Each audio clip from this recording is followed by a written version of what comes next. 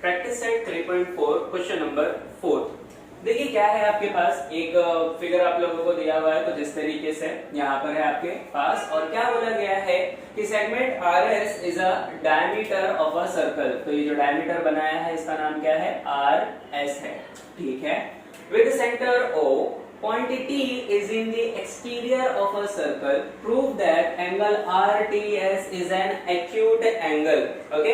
Angle RTS is an acute angle. लेकिन क्या RTS आपको यहाँ पर दिख रहा है? नहीं दिख रहा है, राइट? इसका मतलब RTS आपको कंस्ट्रक्ट करना होगा। तो कंस्ट्रक्शन में आपको क्या क्या करना होगा, आपको ये जो पॉइंट है R और T, इन दोनों ही पॉइंट्स को क्या कर देना होगा, कनेक्ट कर देना होगा, ताकि आपके पास एंगल RTS आ जाए। और ये T को S से कनेक्ट कर दीजिए, ठीक है। देखिए कुछ इस तरीके से, ये देखिए तो हो गया। देखिए अब एंगल RTS आप लोगों को दिख रहा है ना। अच्छा, अब देखिए यहाँ पर ये एंगल जब आपने कंस्ट्रक्ट किया है, तो यहाँ पर आपका एक सर्कल पर एक पॉइंट को भी जो है ना इंटरसेप्ट हुआ है, राइट। ये जो पॉइंट है, इस पॉइंट को नाम दे दीजिए P, और इस पॉइंट को P को भी जो है ना क्या कर दीजिए, S से कनेक्ट कर दीजिए। अब सवाल आपके मन में ये आएगा कि सर क्यों S से कनेक्ट कर दीजिए, तो देखिए जवाब बड़ी जल्दी आप लोगों को मिल जाएगा। कैसे मिलेगा, देखिए जब आपने ये पॉइंट P को कनेक्ट कर दिया, तो उससे क्या हुआ, हमारे पास एक एंगल बन गया, एंगल R P और S। और ये कौन सा एंगल है, तो देखिए ये एक इंस्क्राइब्ड एंगल है, राइट। और आपको एक मैंने कोरोलरी बताई थी स्टार्टिंग ऑफ द लेक्चर में। कोरोलरी क्या थी कि angle inscribed in a semi circle is a right angle, right. इसका मतलब ये है कि ये जो क्या था, एक सेमी सर्कल ही था ना, ये डायमीटर है, दैट मींस ये क्या कर रहा है, सर्कल को दो पार्ट में डिवाइड कर रहा है, करेक्ट। और ये दो पार्ट में डिवाइड कर रहा है, मतलब ये क्या है, सेमी सर्कल है। और सेमी सर्कल के बनने वाला, सेमी सर्कल से जो बनने वाला इंस्क्राइब्ड एंगल होता है वो एक राइट एंगल होता है, यानी कि उसकी वैल्यू कितनी होती है, 90 डिग्री। यानी कि ये जो एंगल आरपीएस बना है आपके पास, ये कितने डिग्री का होगा, 90 डिग्री का होगा, ठीक है। अब देखिए यहाँ पर इस क्वेश्चन को सॉल्व करने के लिए आप लोगों को एक बहुत पुराना मेथड जो है वो लग सकता है। अब इसकी हिंट जो है वो क्वेश्चन में दी है। देखिए क्या दी हुई है कि ये जो पॉइंट T है आपका, वो क्या है, एक्सटीरियर पॉइंट है, एक्सटीरियर पॉइंट। अब देखिए इस पॉइंट T की वजह से आपके पास बाहर की तरफ एक ट्राइंगल बनता हुआ दिखाई देगा, एंड ट्राइंगल PTS दिख रहा है आप लोगों को। अब ट्राइंगल PTS में अगर आप देखेंगे तो एंगल RPS, ये जो P वाला एंगल है वो एक्सटीरियर एंगल है। कौन सा एंगल, एक्सटीरियर। एक्सटीरियर का अब ये एक्सटीरियर एंगल थ्योरम यहाँ यूज आने वाला है, आपको पता होनी चाहिए ये थ्योरम क्या है। देखिए बहुत छोटे से शब्दों में इसे बता देता हूँ, काफी अच्छा इसका एक्सप्लेनेशन दिया हुआ है मेरी एक वीडियो में, लिंक डिस्क्रिप्शन में मिल जाएगा, जाकर वो वीडियो जरूर देख लेना। सपोज अगर आपके पास ये एंगल है, इस तरीके से ट्राइंगल है, और ट्राइंगल के बाहर आपका एक एंगल बन रहा है, जिसे हम क्या कहते हैं, एक्सटीरियर एंगल कहते हैं। सपोज ये ट्राइंगल का नाम ले लेता हूं मैं PQR, और यहाँ पे ले लेता हूं S, ओके। तो ये जो बाहर की तरफ एंगल बन रहा है ये वाला, इसे हम कहते हैं एक्सटीरियर एंगल, ठीक है।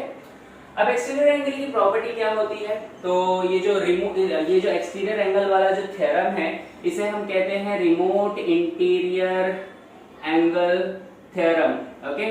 Remote angles of a triangle, remote angles of a triangle.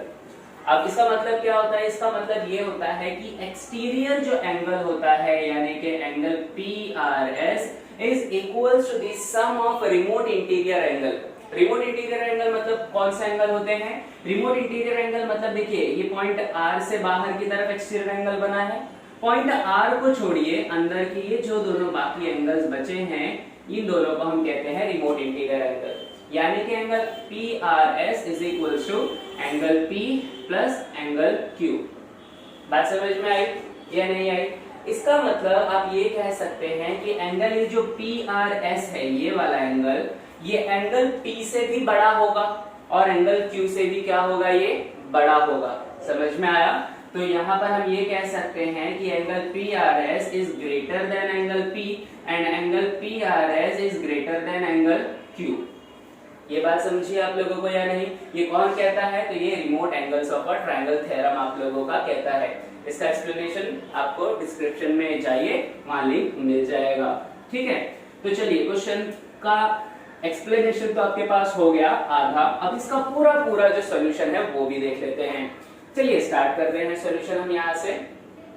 तो सॉल्यूशन, सबसे पहले हमें जो है कुछ कंस्ट्रक्शन करना होगा, तो कंस्ट्रक्शन के बारे में यहाँ पर लिख दीजिए। कंस्ट्रक्शन, क्या कंस्ट्रक्शन किया है आपने? जॉइंट सेगमेंट या construct segment RT, TS and PS। Okay, RT, TS and PS को क्या किया है हमने? कंस्ट्रक्ट यहाँ पर कर दिया है। अब यहाँ पर अगर आपने, मैंने जैसा आपको बताया कि एंगल RPS आप लोगों का कितनी डिग्री होगा? 90 डिग्री होगा। यहाँ पर आप लिखेंगे कि angle RPS is equal to 90 degree by which theorem? By inscribed angle theorem, या फिर इसे आप पूरी की पूरी कोरोलरी आपको लिखनी पड़ेगी कि angle inscribed in a semi circle, angle inscribed in a semi circle. ठीक है, चलिए एंगल RPS की वैल्यू आपको मिल गई है 90 डिग्री।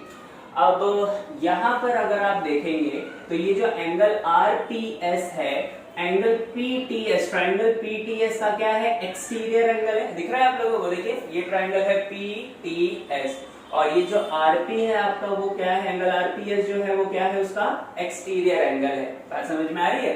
चलिए तो यहाँ पर लिख देंगे हम कि therefore angle RPS is an exterior angle of, कौन से ट्राइंगल का? ट्राइंगल PTS का।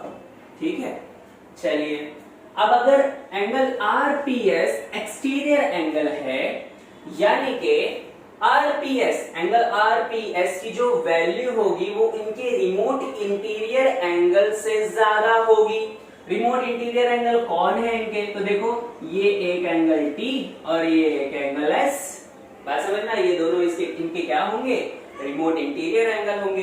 तो हम यहाँ कह सकते हैं कि angle RPS is greater than angle PTS को ही प्रूफ करना है ना हमें? नहीं, प्रूफ RTS। अच्छा, RTS is greater than angle PTS ले लेते हैं। चलिए ट्राइंगल इसके अंदर है ना, तो PTS ले लेते हैं।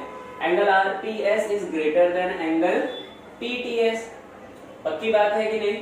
अब मैं चाहे PTS लिखूं या चाहे RTS लिखूं, एक ही बात होती है कि नहीं होती? क्योंकि एंगल मेजरमेंट हम किसका ले रहे हैं? T का ले रहे हैं ना हम, तो PTS भी आप लिख सकते हैं या फिर RTS भी इसे आप लिख सकते हैं।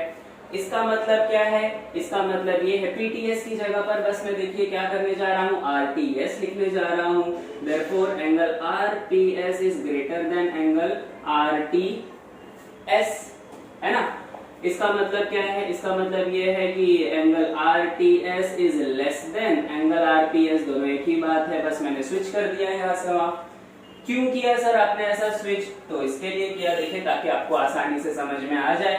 Therefore angle RTS is less than, angle RPS की वैल्यू क्या थी? एंगल RPS की वैल्यू थी 90 डिग्री, तो angle RPS is less than 90 degree. और अगर कोई भी एंगल 90 डिग्री से कम होता है, इसका मतलब वो कौन सा एंगल होता है? वो होता है आपका एक्यूट एंगल। ओके, इसका मतलब therefore angle RTS is an acute angle. Simple. देखिए यहाँ पर आपका जो प्रूफ है, जो आपको साबित करना था, वो आ चुका है।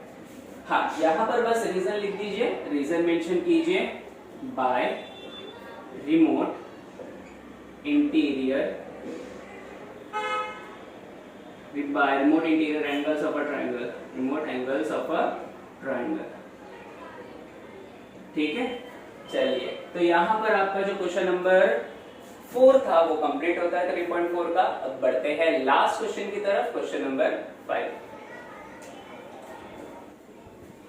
चलिए एक और बहुत ही आसान और बहुत ही मजेदार क्वेश्चन आप लोगों के पास आ चुका है, और वो क्वेश्चन है prove that any rectangle is a cyclic quadrilateral. अब देखिए साइक्लिक क्वाड्रिलेटरल थ्योरम आप लोगों ने पढ़ा हुआ है, राइट? क्या है वो साइक्लिक क्वाड्रिलेटरल थ्योरम?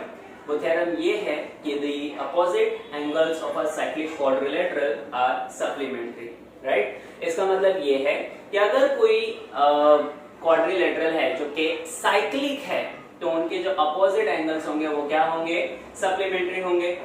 इसका मतलब अगर मैं कोई क्वाड्रिलेटरल ले लूं, ओके, कोई क्वाड्रिलेटरल अगर मैं ले लेता हूं और उनके अपोजिट एंगल्स अगर सप्लीमेंट्री होते हैं, दैट मींस वो क्वाड्रिलेटरल कौन सा क्वाड्रिलेटरल है?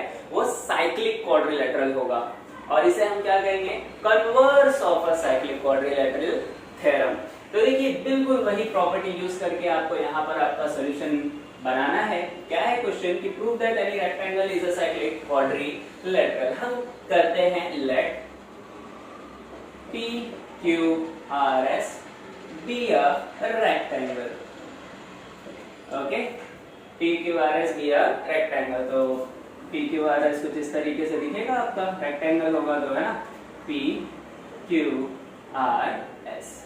अब हम सभी को पता है कि एक जो रेक्टेंगल होता है उसके सभी एंगल्स, हर एक एंगल्स कितने डिग्री के होते हैं? 90 डिग्री के होते हैं, राइट? ये भी 90, ये भी 90, ये भी 90। इसका मतलब ये है कि angle P plus angle Q plus angle R plus angle S अगर आप करेंगे तो कितना मिलेगा आपको? 360 डिग्री, राइट? रीजन मेंशन करेंगे। रीजन क्या होगा? Angles of a rectangle, right? Angles of a rectangle, उन सभी को ऐड कर देंगे आप तो आपको कितना मिल जाएगा? 360 डिग्री मिल जाएगा। अब यहां पर देखिए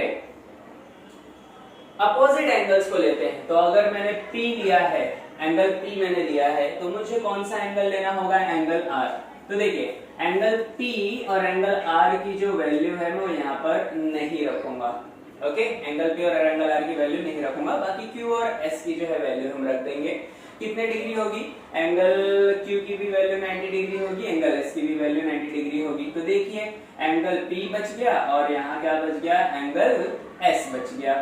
प्लस एंगल Q कितने डिग्री था? 90 डिग्री, प्लस एंगल R भी कितना डिग्री था? 90 degree, which is equals to 360 degree.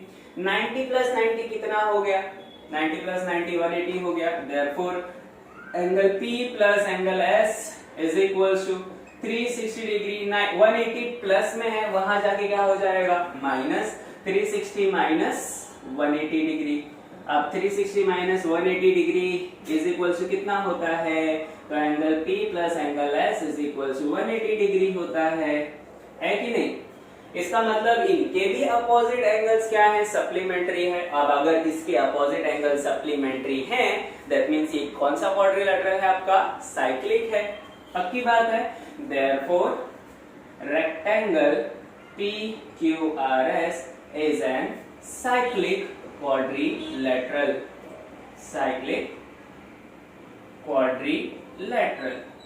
Reason क्या बताएंगे? यहां पर भी तो रीजन बताना पड़ेगा आपको। तो रीजन बता दीजिए कि by converse of cyclic quadrilateral theorem. Cyclic quadrilateral theorem. और बस यहाँ पर आपका आंसर कंप्लीट होता है और साथ ही साथ में हमारी कंप्लीट होती है practice set number 3.4 completely, okay? अब नेक्स्ट वीडियो में मिलते हैं नेक्स्ट चैप्टर के साथ में। याद रखिए आपका जो 10th का सिलेबस है सिर्फ 3.4 तक ही है आपको, और 3.5 आपको इस साल के लिए ओमिट किया गया है।